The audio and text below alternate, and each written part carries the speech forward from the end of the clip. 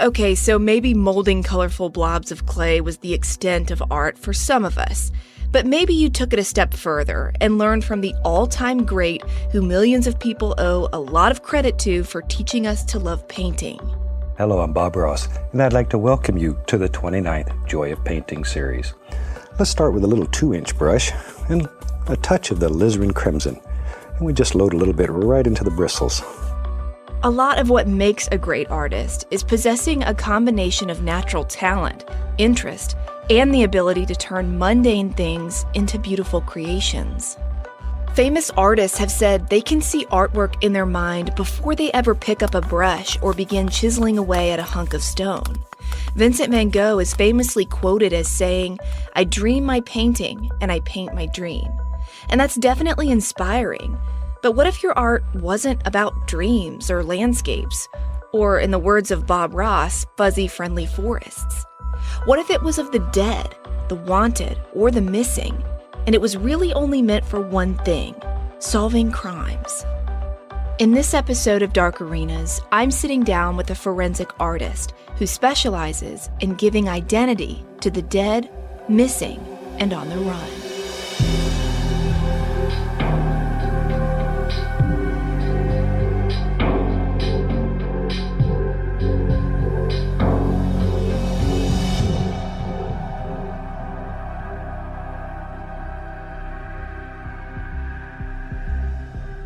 I just have like your basic clay tools that you would go and buy at like a craft store. The art supplies on Samantha Molner's desk inside the Ohio Bureau of Criminal Investigation's headquarters in London, Ohio, are unimpressive. So I actually use marbles for their eyeballs, and I just draw the iris and the pupil on with markers. Aside from her basic supplies, everything else in her office, though, kind of makes you take a step back and definitely left a lasting mark in my memory. And he was my first one, and he had an underbite, which you can kind of see too in his identification. There are half a dozen busts of clay heads mounted to boards sitting on her shelves. Each face looks so real, it's like a person is actually gazing at me, silently. All around this level of the building, poster boards and paper flyers cling to the walls and sides of cubicles. I make a mental note that all these eyeballs hanging around just add to the faces staring back at me. It's kind of overwhelming. Every one of the pictures is either someone who's gone missing, needs to be identified, or was identified but has never seen their killer held responsible. The walls are just lines of lost people, literally. It's Samantha's job to give these individuals closure, starting with establishing their identity. In other words, giving them a face. So if they find skeletal remains somewhere in the state of Ohio, then they would contact me and I can help them do a clay reconstruction of what that person might have looked like. I can also do postmortem images, which is somebody maybe who isn't completely skeletal. They can send me those photos of that person. I can do a postmortem image, which is just a more tasteful image of the person rather than them being like in a morgue, and then that way it's a little less traumatizing to the family to see this image that's a little bit cleaned up, and then we can do an identification that way. When Samantha first got her job as a criminal intelligence analyst for the Ohio Attorney General's office, she knew she wanted to work in law enforcement, but she didn't necessarily think the state agency would foster her artistic skills. I actually have always done art. Everybody in my family is super artistic. My dad does chainsaw carvings. My mom was super crafty. And so I always painted and things like that. I never sculpted before this job. As a kid, I watched way too many crime shows. I was obsessed with bones. I wanted to be, Angela Montenegro. That was my goal in life. Getting to do that at 23, 24 years old was awesome. That was my end game goal. And so to be able to come here and have that opportunity was really cool.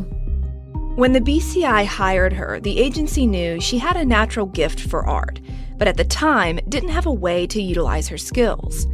Not long after sending her to a forensic artist training conference, what Samantha was naturally good at became apparent: sculpting. Facial reconstruction and different forensic art things were something that the agency couldn't offer. And so we found a training. She sent me to the training and it was amazing. My very first test case I got to see it on the last day, what this person actually looked like. And it was really cool how close it came out. And it just made me really believe in this process.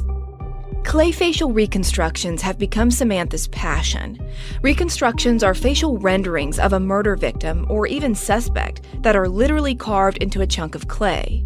The sculptures are usually photographed and often put on display to help law enforcement get the word out to the public that they need help identifying that person. Samantha comes into the picture with this process on day one. I do my clay reconstructions. I build my own stands. I go to the hardware store. I buy stuff. I build my own stands. I've been able to build some really awesome partnerships with local hospitals and with the Ohio State University. So whenever I get a skull, I will take it to the hospital. They will do a CT scan of the skull, and then that will generate a 3D picture of that skull. And then I take it to Ohio State. They convert it from the CT scan to something that can be digitally printed, and they will just literally print it on a 3D printer. Then I can operate off of that plastic replica rather than the actual skull, which back in the old times, they used to operate right directly on the skull, but then you are unable to preserve evidence. If there's further DNA testing that needs to be done, all of that is underneath a bunch of clay. She can only start sculpting after she learns specific information from investigators. If there's a lot of information found, maybe this person hasn't completely decomposed, and I can see, he had facial hair or hair's recovered in general. Sometimes people are dumped and they're completely nude, so I don't have any clothing to go upon. So I have no idea how thin or heavy they were in their life. I also heavily rely on anthropologists to examine the remains and give me their best guess on, race, ethnicity, age, sex, all of that. Those kinds of details matter a lot because the faces of so many of the people she's trying to recreate literally have been erased. Most of the cases I've worked on are homicide victims, and so they've had everything taken from them, even their name. And so to be able to work on these and to try to capture at least one feature correctly so that way maybe their family member can recognize them it's so important. Just in general, just to give them another shot to be identified. I would say for facial reconstruction especially, one of the most difficult parts of it is when you don't have all of the remains, especially if somebody is completely skeletonized. You're going off of clues, but not everything in your skeletal structure is going to reflect your soft tissue features. What I have found is a lot of times when skeletal remains are located, they've been there for at least a year. And if they've been out in the elements, there's animal activity, and not all of the bones are recovered. So one of the things that is often not recovered is the jawbone or the mandible. And so without that bone, it makes recreating a face very difficult. Difficult, but not impossible. If anthropologists can at least determine the race and gender of an unknown set of remains, even if there's pieces of the skull that are missing, Samantha can, with a certain degree of accuracy, make a clay bust that should reflect true life characteristics about that person's face. One thing I definitely notice is on most Caucasian skulls, we have a much more defined nasal ridge. So our nose bone is more defined, where if it's like an African American skull, it's softer. Same thing with like an Asian skull, their nose bone is much softer. Male skulls often have stronger jaws and larger skulls in general. It's not by much. So if you're not comparing it to other skulls, you don't really see it. It should be said, though, that a forensic artist's estimates only go so far, and that's because people are not always just one ethnicity. That's the beauty of the world we live in. Societies are a melting pot of ethnicities. Pinpointing precise details in a clay reconstruction becomes very challenging when you consider so many variables could be at play. You can definitely see the difference between like male and female, and a lot of it's like brow ridge. Like males usually have a stronger brow ridge. But I also worked this female that I was looking at her skull and I was like kind of shocked it was a female. And even the anthropologist said the same thing because she had a really strong jawbone, and they all said the same exact thing, that they were all really shocked by that. But when she was identified, I mean, she had a strong jawbone. So The biggest misconception is just that people expect a facial reconstruction to look exactly like the person. I think they have to consider just how much information is there. Like I said, people expect it to be like a photograph, but we can't get too specific in a reconstruction because then it's going to pull, somebody's like, well, my sister's nose doesn't look like that, so I'm not going to report her as a potential match. Where if we are a little less specific, it hopefully will draw in some more tips and leads. One question that's always come up in my mind is how people's weight gain and loss can affect their features, and the likelihood that someone would be able to recognize them. Samantha says with clay reconstructions, she tries to use clues like their height and the size of any clothing found on the victim to help her estimate how heavy their face should look or not. For example, she says that if someone's skeleton indicates they're very short, but maybe an article of clothing around them is size large or extra large, then she may make their reconstruction representative of them being heavier set, if there are other pieces of evidence that would support that. To start somewhere, though, Samantha begins every case the same way. I start my clay reconstruction, I do the muscle structure, and then I put these average tissue depth markers that have been, determined by the FBI, and I put those in and I start to build the face. And even then, it starts to take shape, but then it's really just trying to capture, the crinkles in your eyes and making sure that the nose doesn't just look like a glob of clay, but it really does look like somebody's nose. If they do have a broken nose, trying to capture that the best that I can.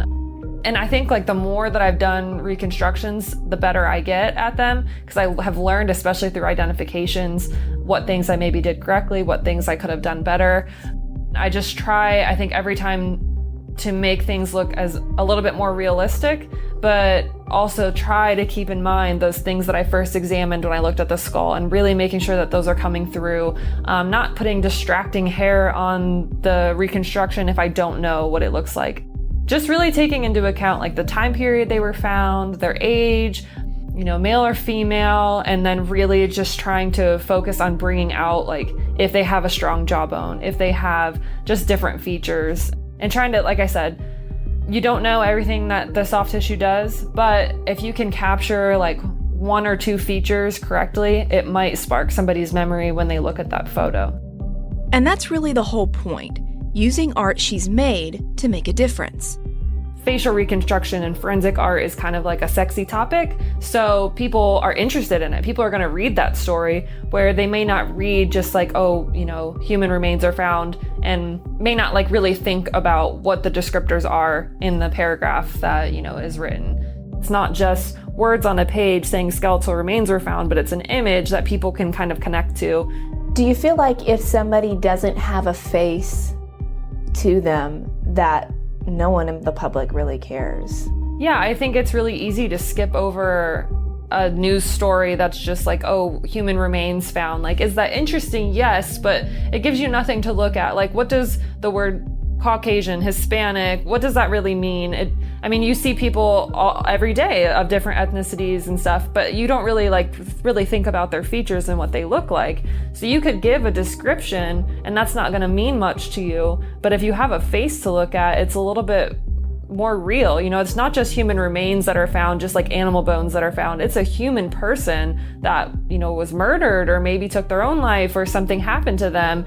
And then I think if you have an actual face to look at, it makes it more real. And I think it brings out more compassion or empathy, or people want to actually help when they have a person to look at that was a victim.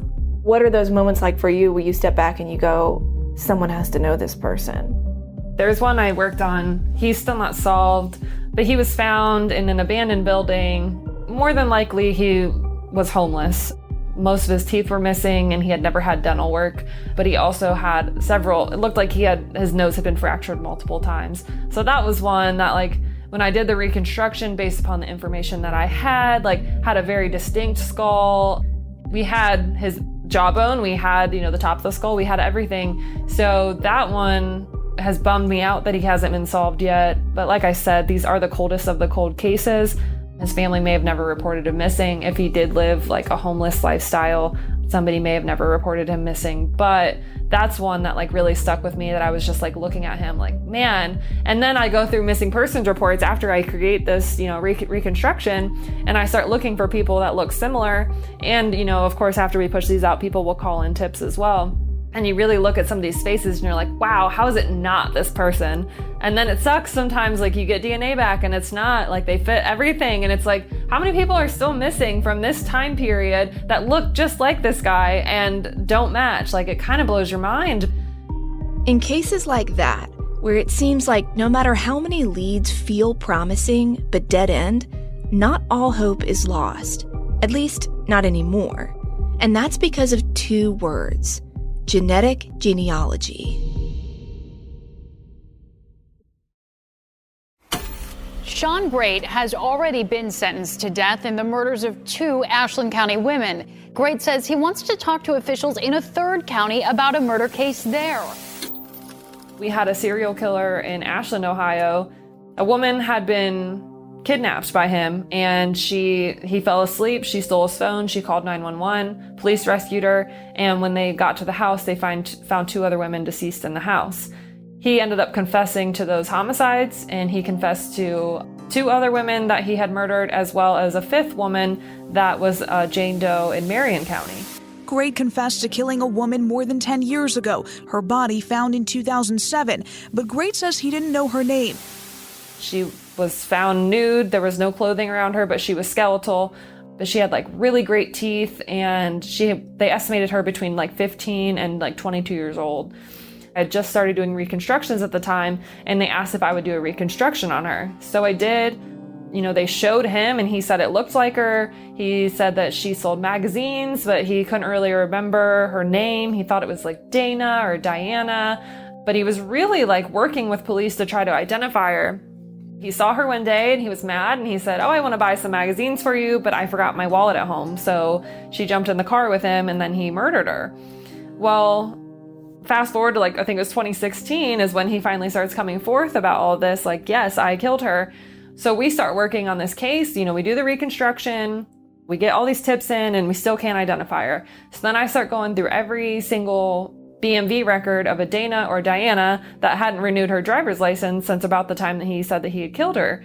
And so I can't find her. He's like, I think she had an Ohio ID. I remember holding on to her ID for a while, which is spooky, but I couldn't find any in Ohio. It was in that moment that Samantha remembered something she'd learned a long time ago in training. That just like paint and clay have lots of different base elements that tell you exactly what it's made of, so too does the human body.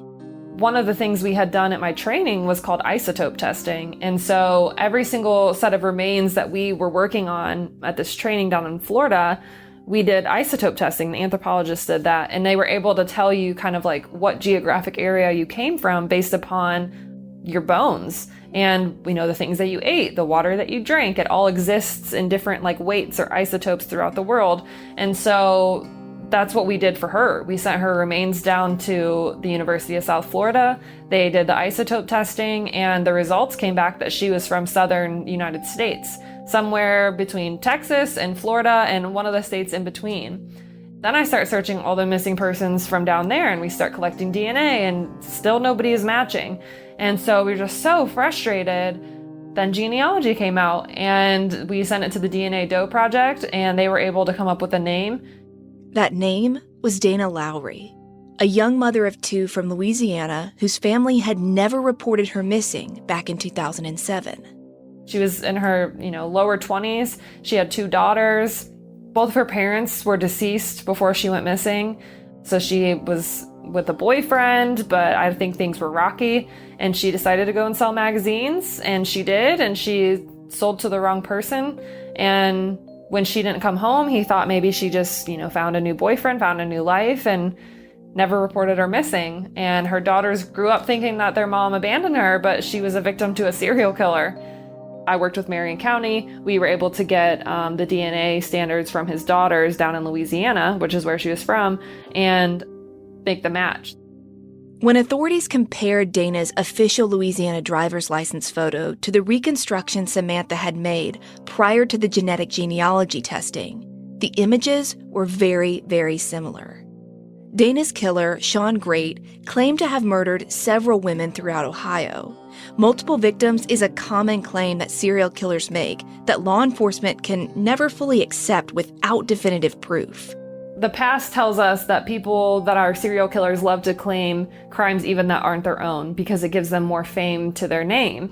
And so we're in this situation where everything else he's told us is the truth, but is he claiming this Jane Doe as well? And how truthful is he being? And then her name ended up being Dana Lowry. So that was amazing. Like, he did remember her first name. She didn't have an Ohio ID, but everything else that he had said was spot on. She sold magazines and yeah, it was crazy. The Dana Lowry case taught Samantha that her work as a forensic artist is that much more successful when coupled with the advancements in DNA technology. She's been able to uncover an entire new pool of victims or missing people through the use of genetic genealogy research. This new pool makes up a lot of those faces I saw lining the walls of the BCI. There are thousands in the United States, and 9/11 could have happened over and over and over, and it still wouldn't equal the amount of unidentified remains that we have in the United States. Thousands of people that are unidentified, thousands of people that have lost their name, that have fallen victim to criminals who can't even be prosecuted because we don't know who they are, who their victims are. Forensic art used to be the last-ditch effort to kind of ID these people. Now we have genealogy, which is the last step, essentially, until maybe even new technology comes out. But what I have been finding is I was doing these reconstructions, and then genealogy came out, and genealogy was finding these people that were never reported missing, that were estranged from their families, and we were able to make matches that never would have been matched before because so many people were never reported. Sometimes it's discouraging because it's just like, man, but when you do solve one of those like unsolvable cases, it's amazing because it's a chance and it's hope, and it's hopefully hope for other law enforcement agencies. If for some reason genetic genealogy testing can't be done in a case, Samantha's next tool to take a case forward rests with the click of her computer mouse. The work she does with digital art can be the tipping point for a case that's been patiently waiting for new traction for years. So this case right here, this is a really big case in the true crime space. So what's with this one? So Brian Schaefer has been missing for quite some time. What happened to Brian Schaefer? He was an OSU student who disappeared back in 2006, never to be seen or heard from again. He had gone, out with, he was a medical student at Ohio State. He had gone out with some friends to a bar called the Ugly Tuna. They have surveillance footage of him walking into the bar, or at least, being outside of the bar, and then never returning home. And he's never been found. The case of Brian Schaefer vanishing from Ohio State has been a mystery that dozens of true crime TV shows, podcasts, and articles have covered. It's a mind-boggling unsolved missing persons case that, for the sake of this show, I won't go into all of my rabbit hole theories about. We could be here for hours. But Crime Junkie Podcast did a deep dive on Brian Schaefer a few years back, and I highly recommend listening to that episode. Samantha has spent hours working on a digital age progression of what Brian would look like now, 15 years after he was last seen on surveillance footage in OSU's bar district.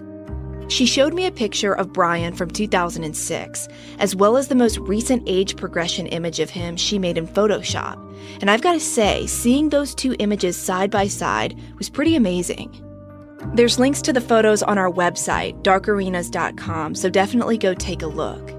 Basically, with Brian and all other age progressions Samantha does for missing persons cases, she studies a subject's family and life history as much as possible in order to accurately predict how they'll age. The postmortem images and age progressions is all in Photoshop. So it's not like a Snapchat filter. I don't just put somebody's face in there and then the filter does it. Everybody ages a little differently. And we're likely to age like our parents or our aunts and uncles or our siblings. So when somebody's been missing for 20 years and they have a sibling that's maybe 5 years older than them, I can use those photos to see how did their sibling age, how did their parents age, and then I'm taking into account those things when I am aging this person. Some people are going to get bags under their eyes, some people won't. Genetics does definitely play a big part into that. So the more reference photos I have from the family, you know, if they looked like their dad or an aunt or something like that, that definitely helps me to be more accurate. But definitely you have to take into account their lifestyle. So are they using drugs for 20 years? They're going to age a little bit more quickly. So even if they are 50 years old is what they would be now, they might look closer to 60 because they've lived this kind of a lifestyle. As you might have guessed, someone's ethnicity or race is an important factor when it comes to age progressing them. For example, Samantha has found after studying bone structures that Caucasians tend to age faster, while individuals of African American or Asian American descent age more slowly and retain youthful features longer. Pretty regularly, law enforcement will ask Samantha to update an age progression of a person that's still missing. Police do this to help weed out influxes of tips and information that come in from all over the country, and the Brian Schaefer case is no exception. With these missing persons, a lot of people will say, oh, I saw this homeless person in Texas that looks just like Brian Schaefer. And so one of the reasons they had requested an age progression is to see if we do age progress him, are we able to did he just decide to, leave and create a new life? And is he living somewhere else? And so that's part of the reason why they, want to do the age progression. Samantha doesn't just do age progressions on the Brian Schaefers of the world, though. She digitally ages wanted fugitives, too.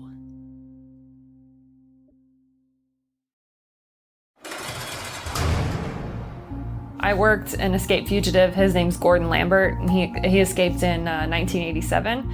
And we age progressed him, and it was based upon, his family members' photos. He has several brothers, and so I just kind of used their photos to age progress him, and it was so interesting. I worked with the marshals on this.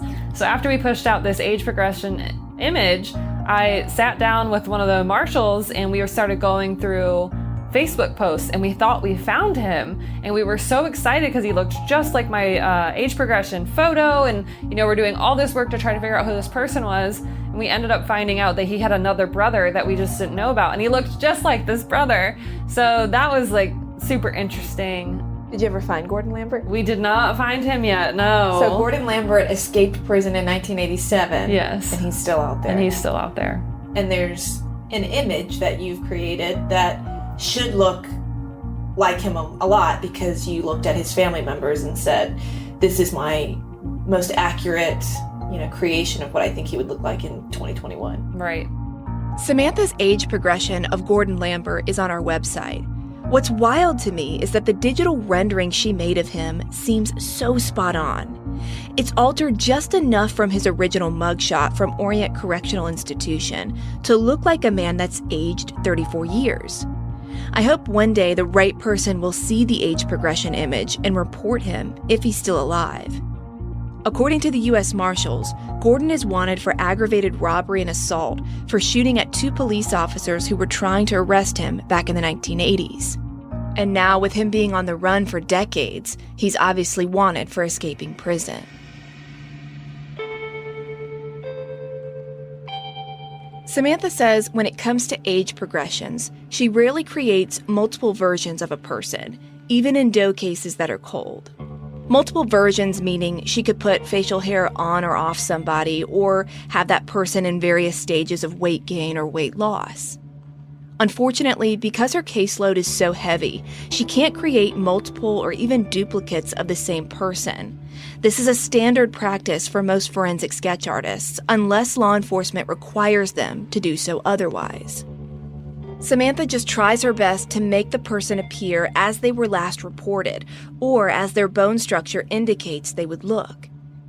Another tactful and downright tricky thing Samantha does with forensic art is age regression, making an older person look way younger than they actually are. This approach is often used to catch child predators and criminals committing a variety of online crimes against children. We can age regress the people that work on the task force and then use those photos to maybe say, hey, I'm 13 years old, and lure somebody that's, trying to take advantage of a 13-year-old that doesn't really exist, but is just a law enforcement officer.